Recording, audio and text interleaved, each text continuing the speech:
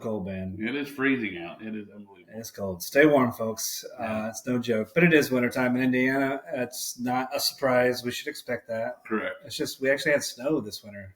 Surprising. It's been a minute. It seems like we get about every 10 years we'll get a decent It does seem that way. Yeah. Welcome back to Mojo Whiskey Bar.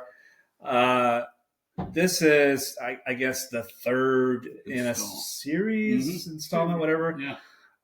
So Jamie had the brilliant idea. Let's evaluate some bourbons in different price points. So the first video we did in this series was from 4 bourbons from $15 to $24.99. Mm-hmm. Second one was from $25 to $29.99, and now we're doing number 3. Where are we at? Yeah. So for this one, we up the range from $30 to $39.99. So Okay. we're in that 30 price point. And there's a lot of stuff in that price point. Oh yeah, we could have gone on for days. That one's crowded. That is crowded. That may be one of the most crowded ones. I think it probably is, because I was trying to fill in some gaps with a couple bottles to do these videos, and I was like, "What about?" I was like, "Nope." There's so many things. There's so many. It's unbelievable. Mid-30s. Yeah. So there are stuff in here that I have not had yet. Okay. There is there's at least 1 or 2 staples in here that most people have probably tried, but thought we'd put it in here to see how it kind of bounces off the others. I mean, so far in the $15 to $24.99, you and I both agreed which one was the best there. Yeah. And that was the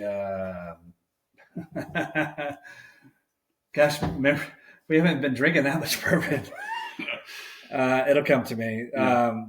But in the second category, our favorite was the Jones Brothers. Jones Brothers, which I'd never even heard of. Yeah. I'm going to cheat, folks, and look at a picture because, I have this old adage, if it's not documented, it didn't happen. Yeah.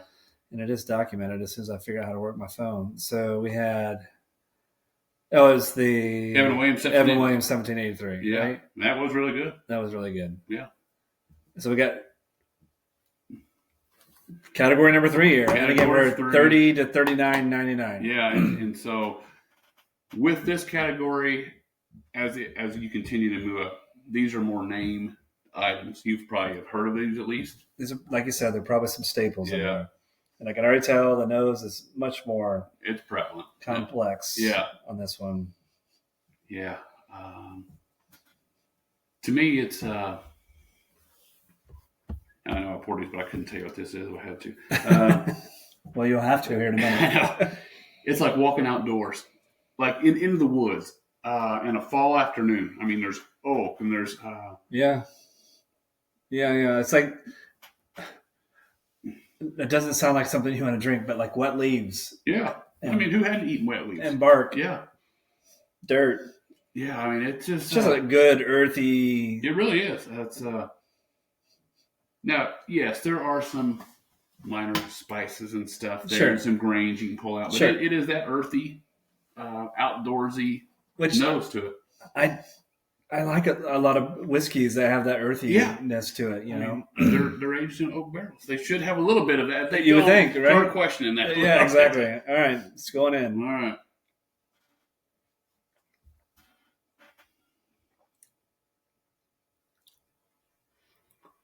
It's almost like a peach or an apricot for me on the front. Yeah, some sort of fruit. I don't know if it's peach or apricot, but there's a fruitiness to it for sure. Maybe a berry, actually. Yeah, and there is something brings a little bit of heat if you leave it on your tongue a little bit, like more of a cinnamon than a pepper to me.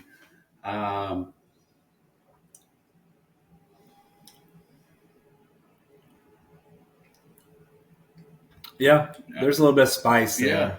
Yeah. Again, it's probably more on a cinnamon side of spice rather than, I mean, there's a little pepper in there. Yeah. Like peppercorn, maybe. Yeah. But a little bit of fruitiness. Again, maybe it's more of a berry than it is a peach or an apricot, but that's good. Yeah. There's complexity. And I think this is what we're noticing as we're starting to step up a little bit. There's you're going to be more starting complexity. to see those more complex sippers. All right, number 2.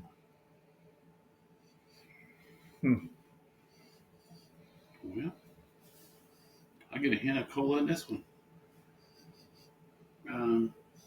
I was going to say there's a little bit of cigarette butts. Okay, I was going to say a campfire, but there's that smokiness something to it. Cola, campfire. Yeah. That's about all I'm getting on that nose. Yeah, I mean, that's where I'm at. Cola, campfire. Yeah. Okay, that's interesting. Yeah, that's about where I'm at. I tasted. Sorry, I jumped the gun. Okay. Our labels are not. We just got to make it a little bit longer, buddy. Well, there's nothing that hangs around on the palate very long. It's in and gone. Yeah, and I don't get cola or campfire necessarily. No, I've tasted a lot of campfires. What in the world? I mean, I don't hate it. I don't know. I know. It's not a bad drink. There's just not a lot of complexity to the drink. I still get a hint, and it's a hint of cinnamon on the front end, but then once it gets past the mid-tongue, it's gone. I mean, yeah, the cinnamon, there is some spice, and that's the only thing I can say. Is probably that's all I'm really getting off that. But yeah, that was not that complex at all. I mean, it's not a bad drink. Right. I mean, if we had a mega blind of everything from what we've had in the $15 to $24.99 and the $25 to $29.99 up until this category, I would have said this is probably in the lower tier. Yeah, I agree with you. It would have been, but it's fine. Yeah, and it probably is a drink that maybe non-bourbon drinkers would. Yeah, it's pretty smooth. It's pretty smooth, and there's not a lot of harshness to it in any way, shape, or form. Well, okay. When I first stuck my nose in there, I got, like especially in like summer and fall, you're driving down the highway, and you drive by a skunk. Oh yeah. But you're miles away. Yeah. That was the first thing that kind of hit me. Is like, is there a little bit of skunk smell in this? And I know that sounds terrible to describe whiskey, so I didn't mean to bias you there, but there's not much. I do get some oakiness out of it, and a little bit of light caramel. I mean, the skunky smell is gone. Yeah. I can get your caramel. I think I know what family this is in. I know we talked about some potential offerings here, but you've got the advantage on me on this one. I'm tasting it. Yeah.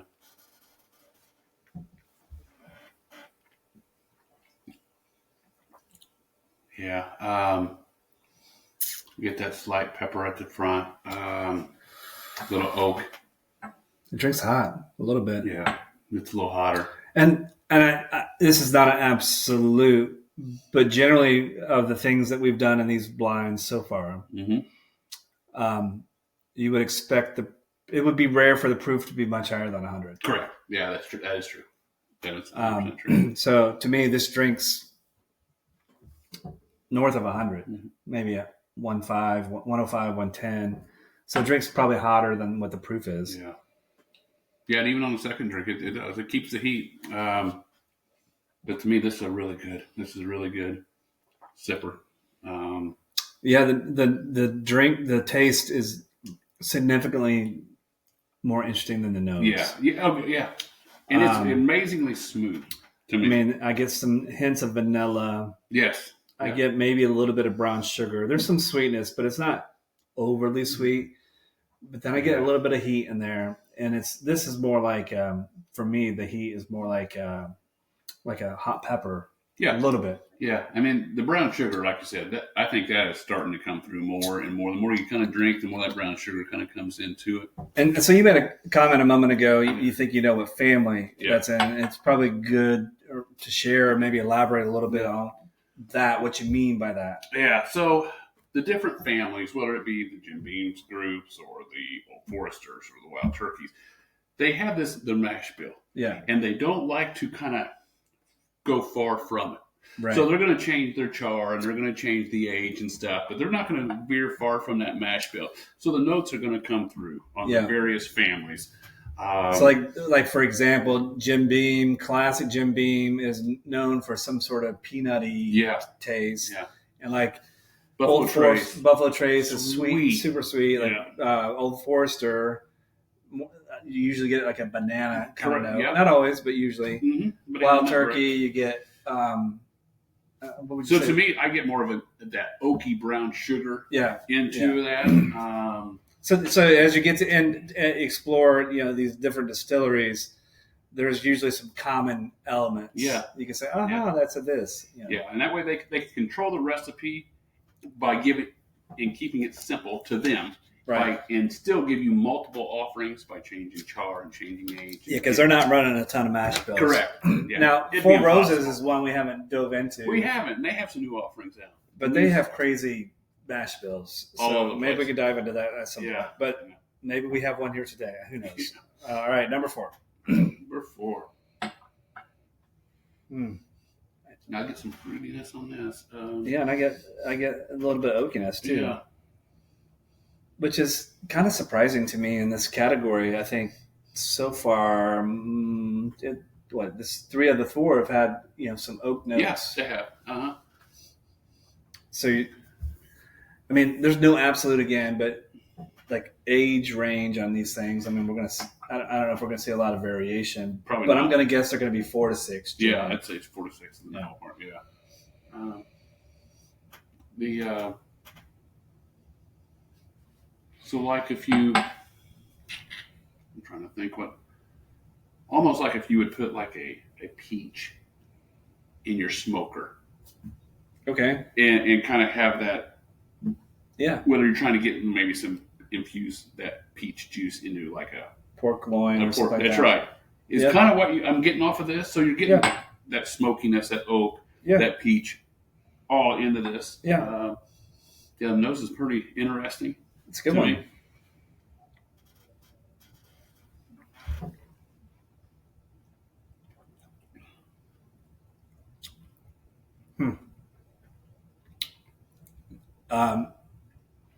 That oak comes in real late for me. Real late, but it's strong, but not in an overpowering. Yeah, because sometimes you get something that's you describe it as oaky, and it's like feel like you're chewing on bark. Well, it's not that. For me, the heat, what heats with this, it lingers in the mouth. Yeah, this is a long aftertaste. Yeah, this is the most, and it changes front, mid, back, the aftertaste. This would be it's still hanging on. Great drink around a campfire because the conversation would come with this. My 100%. Yeah, when I was a kid, my grandparents, my mom's parents, the classic dessert, like you'd get a pickle loaf sandwich. Yeah, who doesn't like that? But then my grandpa was classic. He'd always like vanilla ice cream with peaches, canned peaches. Oh, okay. And I get that in this. Yeah, you do. Vanilla ice cream with some peaches. Yeah, this is a really pretty solid drink. Yeah, it's good. I like it. So there's a little bit of sweetness, but not sweet in like a sugary way. It's sweet from like a canned peach. Yeah, I agree with that. Man, it's a tough one. This one is much more challenging than the first 2 we've done. I think I know which one I don't like the best. That's been the easiest to do so far.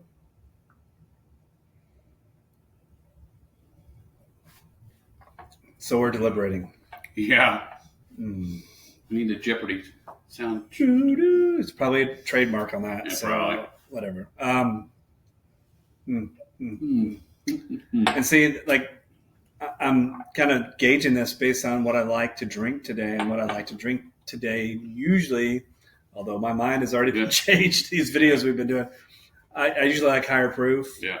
I usually like something that's got some rye spice and some burn to it. This one is and some of these, this one's tough. This one's the toughest one. This is challenging. Let's see. Where would I go with this? I think I know. Let's see. So, for me, I don't know. It's got there too. Yeah. These are all good. These are all really good. So 1, 3, golly, 4 and 2. 1342. Close. One. We're in agreement again. I would go 1, 4. I would go 1, 4, 3, 2.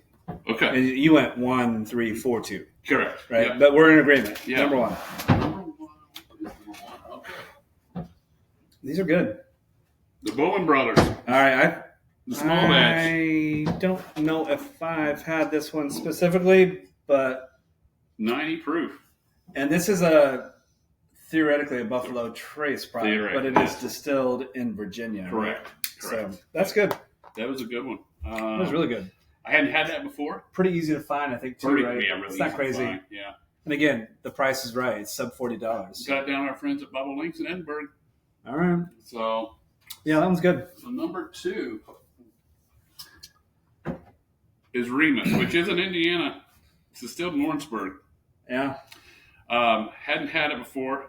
I have not either. I see it all the time, and I think they have a few different offerings. They do. At all kinds of different prices. They got one that's like the mega, like the Gatsby or something that's crazy. I think this is the basic, lower, entry level.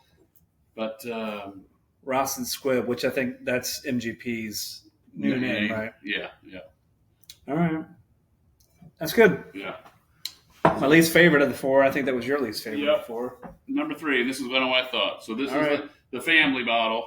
This is a Wild Turkey offering, the Russell's Reserve 10-year.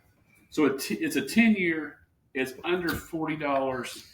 It is tough to beat that. And this is something that's on the shelf all the time. All the time. You can't walk into a store, and I don't care what store it is. You can't walk to a store and not find it. So a 10-year product, sub $40. That's a buy all the time. All the time.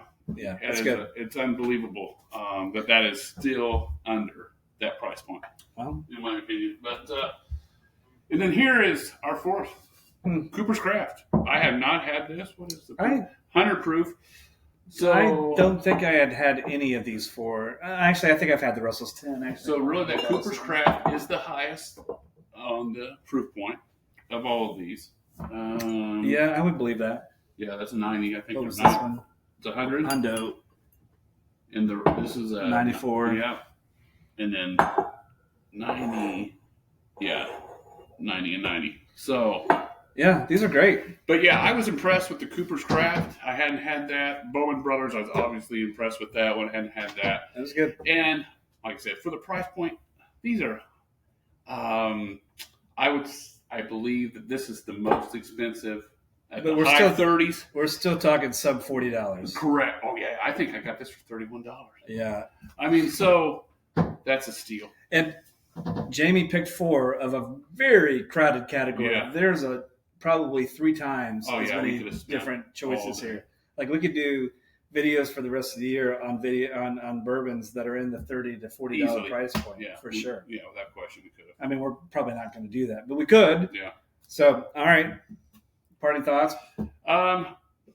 Another round of drinks that are outstanding for the price point. Yeah, this is eye-opening for me. I mean, I'm probably going to change my buying patterns in 2025.